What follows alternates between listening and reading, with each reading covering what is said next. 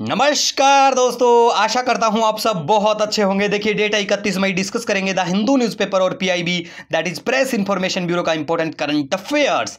तो लीजिए guys start करते हैं। देखिए गाइज रिसेंटली न्यूज में थी convention on the conservation of migratory species of wild animals, क्योंकि देखिए इस कन्वेंशन के जो ब्रांड एम्बेसडर रणदीप हुड्डा उनको हटा दिया गया था। हमने भी डिस्कस किया था रिसेंटली, लेकिन आज हम बहुत जरूरी जो कन्वेंशन है एनवायरमेंट से रिलेटेड, ठीक है, उनके बारे में बिल्कुल आसान से बात करेंगे, आपको बिल्कुल याद हो जाएंगी। ठीक है, तो देखिए ये जो कन्वेंशन थी conservation of migratory species of wild animals, इसे बोन कन्वेंशन भी कहा जाता है। बोन जो है वो जर्मनी का शहर है।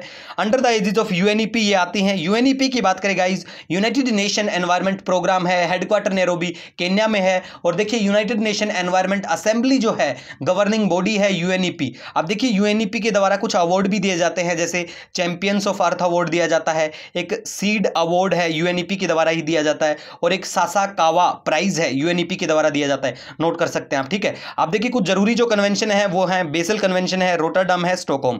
अब देखिए बेसल जो है स्विट्जरलैंड में शहर है, रोटरडम नीदरलैंड में, स्टॉकहोम स्वीडन में पड़ता है। ठीक है, बेसल जो कन्वेंशन बात करती है reduce the movement of hazardous waste. Rotterdam की बात करें to promote shared responsibility in the international trade of hazardous chemical जो हार्म पहुंचाते हैं ह्यूमन लाइफ को और एनवायरमेंट को। स्टॉकहोम की गाइस बात करें तो वो पीओपी के ऊपर है, that is persistent organic pollutant. Example की बात करें जैसे डीडीटी हो गया, इंडस्ट्रियल जो केमिकल होते हैं वो सब। ठीक है, नेक्स्ट अगर गाइस बात करें तो देखिए अगर आप ये चाहें कि भैया कौन सी कन्वेंशन कब क्या साइन हुई, तो ऐसे याद रखना, बहुत सारी कन्वेंशन है, मुश्किल होता है। बस आप सीक्वेंस में याद रखिए कि पहले बेसल कन्वेंशन साइन होती है, उसके बाद में रोटरडम है, उसके बाद में स्टॉकहोम। बेसल कन्वेंशन की बात करें 1989 में साइन हुई थी, और रोटरडम 1998, और स्टॉकहोम की बात करें 2001 में हुई थी। ठीक है, तो आप बस सीक्वेंस याद रखना।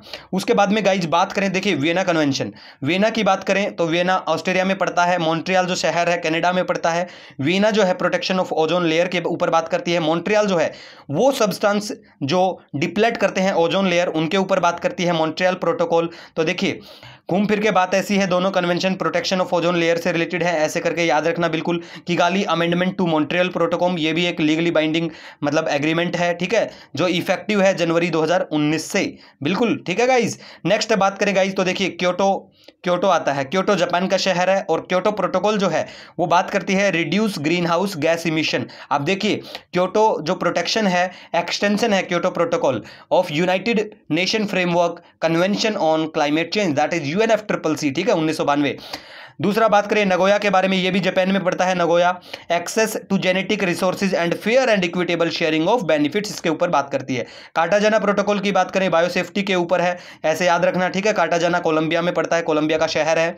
उसके बाद में अगर गाइज हम बात करें ईएसआईसी स्कीम न्यूज में है। ठीक है, कल भी काफी चर्चा में थी ये स्कीम। तो देखिए ईएसआईसी के बारे में बात करें, एम्प्लॉइज स्टेट इंश्योरेंस कॉर्पोरेशन है।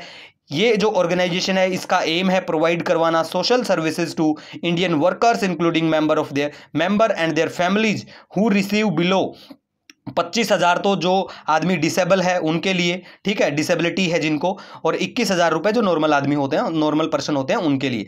ठीक है गाइज, अब देखिए न्यूज में इसी वजह से आई क्योंकि इसका एक्सटेंशन भी कर दिया गया इस स्कीम के तहत, जो बेनिफिट है कोविड की वजह से। ठीक है, अब ईएसआईसी की बात करें, state run organisation under 1948 employees state insurance act के अंडर में ये आता है। ठीक है, तो थोड़ा पता होना चाहिए। ईएसआईसी जो है ये सुपरवाइज करता है scheme of ESI, that is employ state insurance की जो स्कीम है उसको सुपरवाइज करता है। ईएसआई एक्ट जो है वो अप्लाई है to all factory and notify establishment जहां 10 या उससे ज्यादा एम्प्लॉय जो है वो काम करते हैं। ठीक है, उसके बाद में अगर गाइज हम बात करें आज तो न्यूज में ईपीएफओ भी है ही। ठीक है, ईपीएफओ की बात करें, आप सभी काफी चर्चा में रहता है। ठीक है, ईपीएफओ जो है एम्प्लॉय प्रोविडेंट फंड ऑर्गेनाइजेशन जो है काफी चर्चा में। तो देखिए गवर्नमेंट ऑर्गेनाइजेशन है ये, जो मैनेज करता है पीएफ और पेंशन अकाउंट को। ठीक है, ministry of labour and employment के अंडर में आता है, और इसका जो एक्ट है वो अप्लाई करता है जो मतलब फैक्ट्रीज या फिर नोटिफाइड इस्टेब्लिशमेंट जहां पे 20 या उससे ज्यादा इंप्लॉय काम करते हैं, और ये one of the world's largest social security organisation है। दूसरा गाइज हम बात करें तो देखिए ईपीएफओ कवर करता है ऑर्गेनाइजेशन जैसे 20 या उससे ज्यादा इंप्लॉय काम करते हैं, और देखिए कोई भी इंप्लॉय जिसका ईपीएफ अकाउंट है वो ऑटोमेटिकली बन जाता है एलिजिबल होने के लिए ईडीएलआई स्कीम।